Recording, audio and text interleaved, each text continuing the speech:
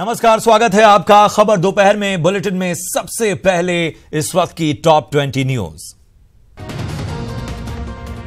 जम्मू के सुंजवान स्थित army camp पर आज सुबह आतंकियों ने हमला कर दिया। इस हमले में 2 जवान शहीद हो गए, 7 लोग और भी जख्मी हुए। आतंकी आर्मी कैंप के रिहायशी इलाके में घुसे हैं।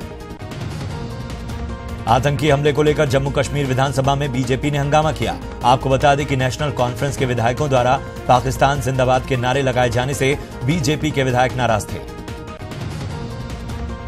सपा नेता आजम खान और उनके बेटे को जान से मारने की धमकी दी गई है। फोन पर मिली जान से मारने की धमकी के बाद अज्ञात कॉलर के खिलाफ तहरीर दी गई, जिसके बाद पुलिस पड़ताल में जुट गई। हैदराबाद में शुक्रवार को Indian Muslim personal law board की बैठक हुई, जिसमें अयोध्या विवाद पर पुराने रुख पर कायम रहने का फैसला हुआ। आपको बताते कि 2 दिवसीय बैठक में ट्रिपल तलाक, अयोध्या विवाद समेत कई मुद्दों पर चर्चा हो रही है। मालदीव में 2 भारतीय पत्रकारों को गिरफ्तार कर लिया गया है। ये दोनों पत्रकार मशहूर न्यूज एजेंसी AFP में काम करते हैं। इनमें अमृतसर के मनीष शर्मा और लंदन में रहने वाले भारतीय मूल के पत्रकार आतिश रावजी पटेल शामिल हैं।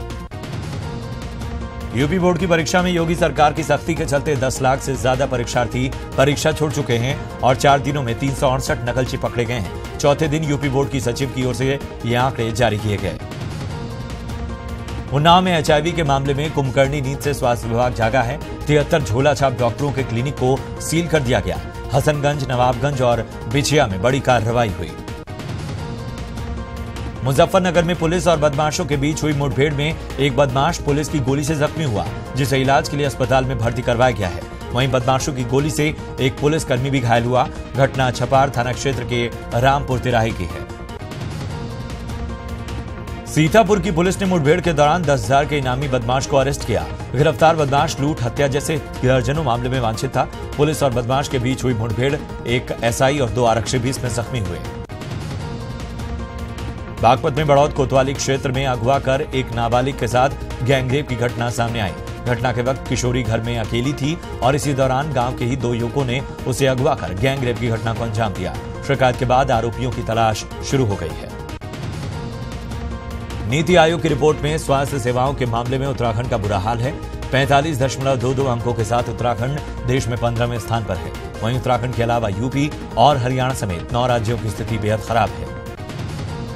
इधर देहरादून में एक अस्पताल ने इलाज के लिए आने वाले स्कूली बच्चों को 25% रियायत देने का ऐलान किया है। इतना ही नहीं, बच्चों सहित टीचिंग और नॉन टीचिंग स्टाफ को भी इस योजना का लाभ मिलेगा। रुड़की में झबरेड़ा स्थित इकबालपुर के किसानों ने पंचायत आयोजन की, जिसमें सैकड़ों की संख्या में किसानों ने प्रतिभाग किया। इस दौरान किसानों ने कहा कि केंद्र सरकार किसानों के लिए गंभीर नहीं है। साथ ही केंद्र को चेतावनी दी कि अगर सरकार ने कर्ज माफ करने की घोषणा जल्द नहीं की तो किसान उग्र आंदोलन को मजबूर होंगे। देहरादून में अब दुधिया रोशनी से जगमग होने की तैयारी है। शहर समेत सभी वार्ड्स में सोडियम की जगह LED लाइट लगाने का काम तेजी से किया जा रहा है। पूरे शहर में 42,000 LED लाइट्स लगाई जा रही हैं। लखनऊ के बख्शी का तालाब में दीनदयाल उपाध्याय राज्य ग्राम विकास संस्थान में सीएम योगी ने पंडित दीनदयाल की प्रतिमा का अनावरण किया। इस दौरान यूपी बीजेपी अध्यक्ष महेंद्रनाथ पांडे और महाराष्ट्र के सांसद विनय सहस्त्रबुद्धे मौजूद रहे। समाजवादी पार्टी के नेता शिवपाल सिंह यादव ने एक बार फिर सपा के राष्ट्रीय महासचिव नरेश अग्रवाल पर करारा हमला बोला है। उन्होंने कहा कि नरेश अग्रवाल जैसे नेता सपा के लिए कलंक हैं और ऐसे ही नेताओं की वजह से सपा की ये दुर्गति हुई है। महाराष्ट्र के औरंगाबाद में भारत और चीन का रंगारंग संगम देखने को मिला।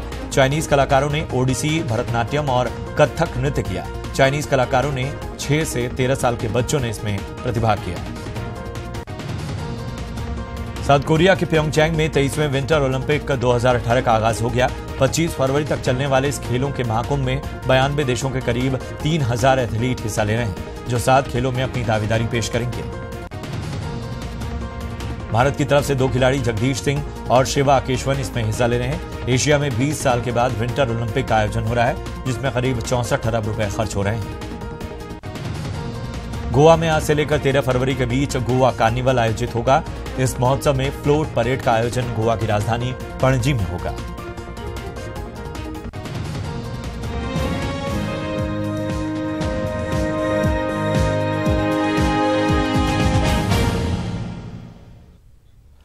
और खबरों को विस्तार से जानते हैं। सबसे पहली खबर जम्मू कश्मीर से, जहां जम्मू के सुंजवान आर्मी कैंप पर हुए आतंकी हमले में सेना के 2 जवान शहीद हो गए, जबकि 4 लोग और जख्मी बताए जा रहे हैं। सेना के कैंप पर यह हमला करीब 4:45 बजे हुआ। सुबह जम्मू पठानकोट मार्ग पर सुंजवा आर्मी कैंप पर यह हमला हुआ। बताया जा रहा है कि इस हमले में 3 से 5 आतंकी शामिल हैं। हमले के बाद सुरक्षा बलों ने तुरंत कार्रवाई की। इस बीच ऑपरेशन के लिए उधमपुर और सरसमा से पैरा कमांडो फोर्स को बुलाया गया।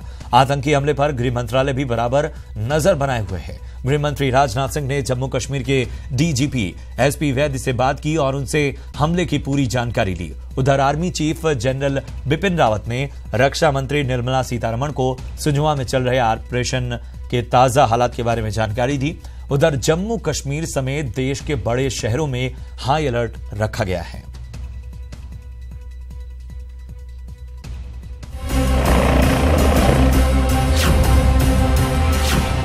इस वक्त सुंजवा आर्मी कैंप के सामने खड़े हैं और यहाँ पे ही जो है मिलिटेंट अटैक हुआ है, फिदायन अटैक हुआ है। आप देख सकते हैं ये ही है सुंजवा का जो आर्मी कैंप है यहाँ पे जम्मू पठानकोट नेशनल हाईवे पर, और यहाँ पे ही ये हमला हुआ है। कैंप के भीतर का जो हाल है, कैंप के भीतर आतंकियों के 2 ग्रुप जो है वो आपस में बंट चुके हैं। अलग अलग दिशा में जाकर वो फायर कर रहे हैं पूरे एरिया के भीतर, क्योंकि रिहायशी इलाका है। बहुत सी ज़्यादा यूनिट्स जो सेना की हैं उनके क्वार्टर्स उसके भीतर हैं, वहाँ पर फैमिलीज रहती हैं। क्योंकि ये सुंजवा मिलिट्री स्टेशन जो है जम्मू का एक बड़ा मिलिट्री स्टेशन है और जम्मू पठानकोट हाईवे जो बाईपास हाईवे है उसी पर स्थित है। लगभग 4 से 5 किलोमीटर रेडियस में जो पूरा जो सेंटर है, जो पूरा स्टेशन है, जो कैंपस पूरा फैला हुआ है। और उसके भीतर जो आतंकी है उनकी संख्या 4 के करीब बताई जा रही है अब, कि वो 2 ग्रुप में बंटे हैं। क्योंकि जो बैक साइड सुंजवा में हुए आतंकी हमले को लेकर अब जो असॉल्ट टीम है वो पहुंच चुकी है। इस समय आप देख सकते हैं कि गाड़ी के अंदर बैठे हुए हैं ये असॉल्ट टीम और ये अंदर जा रही है। हालांकि फिदायनी अटैक को लेकर जो इनपुट्स आ रहे हैं वो ये है कि जैश-ए-मोहम्मद नाम की जो संगठन है उसने ये फिदायनी अटैक किया है। खास बात इस फिदायनी अटैक की ये है कि अफजल गुरु को कल फांसी दी गई थी। शायद मिलिटेंट्स ये जताने की कोशिश कर रहे हैं कि अपनी प्रेजेंस दे रहे हैं यहाँ पे, और लगातार जो फायरिंग है वो अभी भी चल रही है। फिदायनी अटैक की अगर नगरोटा अटैक के बाद ये दूसरा अटैक जो है इस साल यहाँ पर हुआ है। पहले नगरोटा अटैक हुआ था पिछले साल, और इस साल जो है वो फिदायनी अटैक हुआ है यहाँ पर। और लगातार जो सिचुएशन है वो टेंस बनी हुई है। रविंदर रैना जो स्पीकर है, कुलविंदर गुप्ता, वो पहुंचे हैं मौके का जायजा लेने। खुद एसडी सिंह जमवाल जो है वो अंदर ही हैं कैंप के अंदर, वो रेस्क्यू करवा रहे हैं। हालांकि आर्मी की जो प्रायोरिटी ये है कि जो रेजिडेंशियल एरिया है उसको पहले सिक्योर करे, लोगों को बाहर निकाले।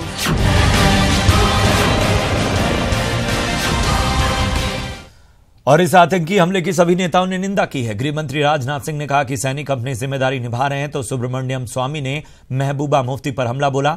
वहीं फारूक अब्दुल्ला ने पाक को चेतावनी देते हुए कहा कि आतंकवादी भेजना बंद करे पाक। आश्वस्त रहिए। हमारे सेना और सिक्योरिटी फोर्सेस के जवान बखूबी जो है जो जिस काम को अंजाम देना चाहिए वो दे रहे हैं, अपनी जिम्मेदारी का निर्वाह कर रहे हैं और कभी भारतवासियों का मस्तक को झुकने नहीं देंगे। Now there is worldwide propaganda that our army does only kills children. So therefore it was done, and we must realize the consequences of allowing Mahbooba to file this FIR. It should be withdrawn immediately, and the whole state of Kashmir, Jammu Kashmir, should now be brought under Armed Forces Special Law. ये बात जो है ये दर्दनाक है कि कोई दिन नहीं होता है जबकि आतंकवादी हमला नहीं कर रहे हैं, और ये आतंकवादी सब पाकिस्तान से आ रहे हैं, इसमें कोई शक नहीं है। और अगर पाकिस्तान चाहता है कि हिंदुस्तान के साथ अच्छे ताल्लुकात हों तो उन्हें ये आतंकवादी बंद करना पड़ेगा और आतंकवाद बंद करना पड़ेगा, नहीं तो इसके नतीजे बहुत बुरे होंगे। ये जो घटना हुई है ये दुर्भाग्यपूर्ण है, इसकी जितनी निंदा की जाए उतनी कम है। उसके साथ साथ हम ये उम्मीद करते हैं कि जो हमारे सैनिक इन आतंकवादियों के साथ भिड़े हुए हैं वो तुरंत उनको नस्ते नाबूद करेंगे। अगली खबर सीतापुर से, जहां पुलिस ने मुठभेड़ के दौरान 10,000 के इनामी बदमाश को अरेस्ट किया है। गिरफ्तार बदमाश लूट, हत्या जैसे दर्जनों मामलों में वांछित था। पुलिस और बदमाशों के बीच हुई मुठभेड़ में एक एसआई और 2 आरक्षी जख्मी हुए हैं। रेवसा पुलिस का एक कुछ अपराधियों के साथ जो है मुठभेड़ हुई। इस मुठभेड़ में एक अपराधी को पुलिस ने जो आत्मरक्षा में फायर किया था, उसमें एक अपराधी जो है इंजर्ड हुआ है, जिसको हॉस्पिटलाइज किया गया है, उसकी कंडीशन ठीक है। इसके अलावा एक सब इंस्पेक्टर और 2 कांस्टेबल भी जो है मुठभेड़ में घायल हुए हैं, उनकी भी कंडीशन ठीक है। इस अपराधी के बारे में ये जानकारी हुई कि ये जमील सन ऑफ फिदा हुसैन है और ये कुर्की के बाद जो है रेवसा थाने से फरार चल रहा था और इसके ऊपर 10,000 का इनाम भी था। और एक अच्छी उपलब्धि और कामयाबी जो है रेवसा और सकरन पुलिस के ज्वाइंट टीम को मिली है। यूपी पुलिस और उसके कारनामे हमेशा से ही सुर्खियों में रहते हैं, लेकिन इस बार जो कारनामा सामने आया है वो गर्व करने वाला नहीं बल्कि और शर्मसार कर देने वाला है। एटा महोत्सव में आयोजित राइफल ट्रेनिंग कार्यक्रम में मुख्य अतिथि के रूप में एटा के एसएसपी अखिलेश कुमार चौरसिया को आमंत्रित किया गया, लेकिन जब कप्तान साहब को राइफल चलाने का आग्रह किया गया तो कप्तान साहब ने राइफल से निशाना तो दूर, बंदूक तक चलाने में वो फेल हो गए। कप्तान साहब ने दोबारा निशाना लगाने की कोशिश की तो निशाना पूरी तरह टाए फिस रहा। वहीं 70 साल से ऊपर बुजुर्ग शूटर वीरेंद्र पाल सिंह सोलंकी ने जब निशाना लगाया तो निशाना सीधा सटीक लगा और इसे देख सब लोग हैरान रह गए।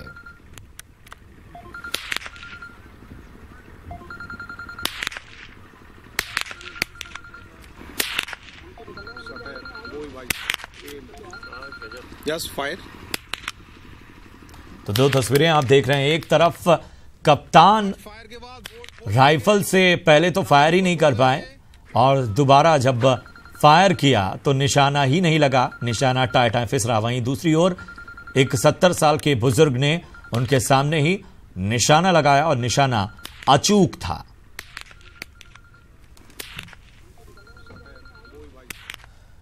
बलिया के भीमपुरा नकल माफियाओं के गुर्गों की हिम्मत तो देखिए। सीसीटीवी और प्रशासन की सख्ती के बीच छात्रों को नकल कराने की कोशिश करने लगे, लेकिन तभी इन माफियाओं पर नकेल कसने के लिए केंद्र पर तैनात पुलिस वाले आ गए और नकल माफिया की जमकर पिटाई हो गई, जिस कारण एग्जामिनेशन सेंटर पर अफरा तफरी मच गई। नकल माफिया के कई गुर्गे पुलिस की पिटाई से बचने के लिए नहर में कूद गए।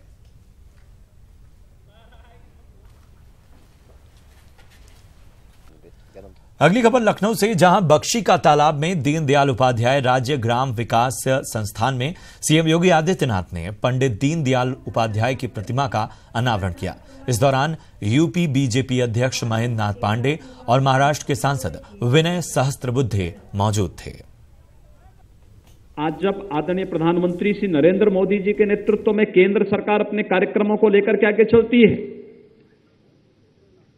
तो कार्यक्रम उन्हीं लोक कल्याणकारी कार्यक्रमों को लेकर के बढ़ती है। आजादी के बाद किसी ने इस देश के अंदर गरीबों के लिए गरीबी हटाने के नारे तो दिए, लेकिन उस गरीब का बैंक में अकाउंट भी हो, उस गरीब के हक पर कहीं डकैती न पड़े, इस डकैती को रोकने के लिए हम तकनीक का उपयोग कर सकें, इस दिशा में कोई प्रयास हुआ तो जनधन योजना में आपने देखा होगा एक साथ 30 करोड़ लोगों के बैंक अकाउंट खुलते हैं। किसके कारण? प्रधानमंत्री नरेंद्र मोदी जी के कारण।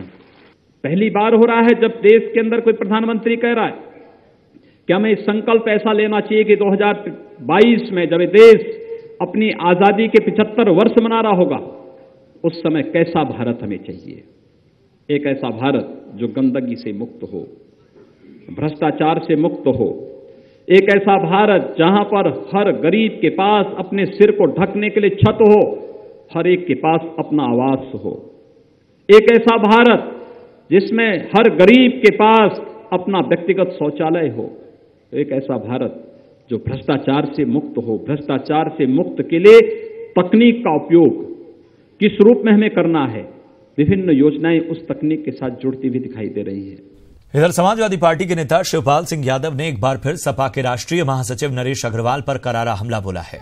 उन्होंने कहा कि नरेश अग्रवाल जैसे नेता सपा के लिए कलंक हैं और ऐसे ही नेताओं की वजह से सपा की यह हालत हुई है। समाजवादी पार्टी में कलंक है ये, इन्होंने तो समाजवादी पार्टी को ऐसे ही लोगों ने तो कलंकित किया है। इसी की वजह से समाजवादी पार्टी की हालत बिगड़ी है। ऐसे लोगों की। नेटवर्क 18 के कंसल्टिंग एडिटर वासिंद्र मिश्र से खास बातचीत में जम्मू कश्मीर के पूर्व मुख्यमंत्री फारूक अब्दुल्ला ने कहा कि मजहब के आधार पर देश को तोड़ने की कोशिश की जा रही है। फारूक अब्दुल्ला ने कहा कि हमें बाहर के दुश्मन की जरूरत नहीं, अंदर ही दुश्मन है।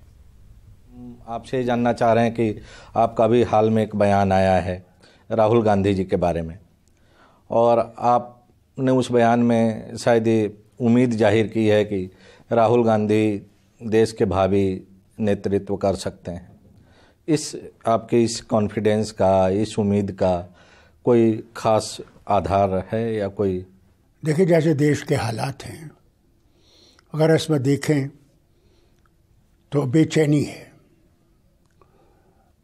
इस बेचैनी को दूर कर नहीं सके, बल्कि रोज़ जो एक टेंशन बढ़ा रहता है कम्युनिटीज़ में, ये इतना बढ़ गया है कि जो आंकड़े भी आ रहे हैं वो भी दिखा रहे हैं कि मज़हब की बिना पे देश को तोड़ने की कोशिश की जा रही है। यानी ये देश सबका देश है। जब ये देश बना था और संविधान आया था तो उसमें ये था, संविधान में ये बिल्कुल लिखा था कि ये सबका देश है, ये एक सेक्युलर मुल्क है।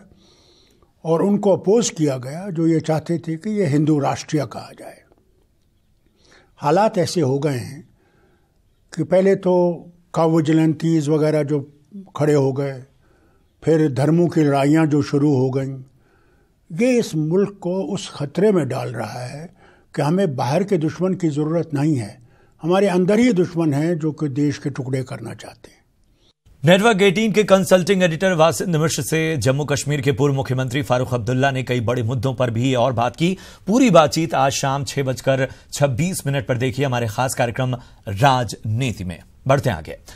राजधानी लखनऊ में ट्रैफिक जैम की समस्या से हर कोई परेशान है, लेकिन अच्छी खबर यह है कि अब जल्द ही शहर में बाइक टैक्सी शुरू होने जा रही है, जिससे कि कम कीमत में भीड़ भाड़ वाले इलाकों में भी सफर करना आसान हो जाएगा।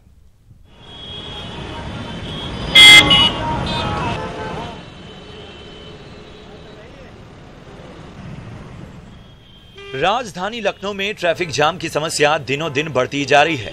नतीजा, तय वक्त पर मंजिल तक लोग नहीं पहुंच पाते, लेकिन अब भीड़ भाड़ वाले इलाकों में भी लोगों का सफर आसान हो जाएगा।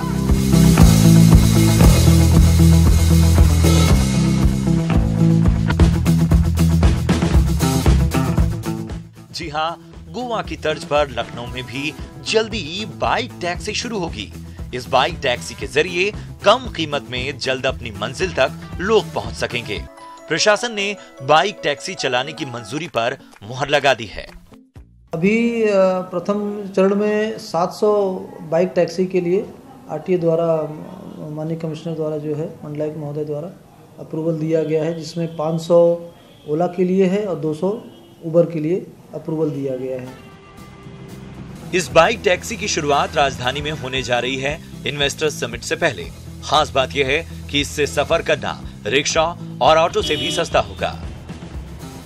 प्रथम चरण के लिए अभी जो आरटीए का जो रेगुलेशन है, एसटीए का जो अडॉप्ट किया गया है, 8 रुपये 70 पैसा प्रथम किलोमीटर के लिए है। उसके बाद हर 500 मीटर पर 4 रुपये 70 पैसे उस पर किराया वसूल किया जाएगा। इस बाइक टैक्सी को यूथ को ध्यान में रखकर तैयार किया गया है। बाइक टैक्सी कम से कम किराए में, कम वक्त में ज़्यादा दूरी तय करके आपका मुश्किल सफ़र आसान बना देगी। लखनऊ की भीड़भाड़ वाले इलाकों में जल्द ही बाइक टैक्सी रफ्तार भरती दिखेगी, जिस पे आप मोबाइल ऐप के जरिए अपना सफ़र मुमकिन बना सकेंगे और आपका सफ़र यह आसान के साथ ही किफ़ायती भी होगा। कैमरामैन सुधीर साथ अनुराग त्रिपाठी, ईटीवी न्यूज़ लखनऊ।